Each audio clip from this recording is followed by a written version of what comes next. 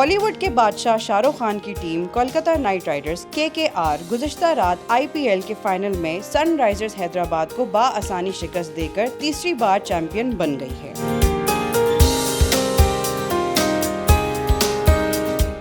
जहां इस फाइनल को एक ऐसे IPL टूर्नामेंट का एंटी क्लाइमैक्स कहा जा रहा है जिसमें रन के अंबार लगे, वहीं उसे बेहतरीन बॉलिंग के मुजाहरे के लिए भी सराहा जा रहा है। चेन्नई में खेले गए इंडियन प्रीमियर लीग 2024 के फाइनल में सनराइजर्स हैदराबाद ने टॉस जीतकर पहले बैटिंग का फैसला किया था, जो गलत साबित हुआ और पूरी टीम 18.3 ओवर्स में सिर्फ 113 रन ही बना सकी। ये टूर्नामेंट की 17 साल तारीख में पहली इनिंग्स का सबसे कम तरीन स्कोर था। आइए आपको बताते हैं कि जीतने वाली टीम को कितनी इनामी रकम मिली।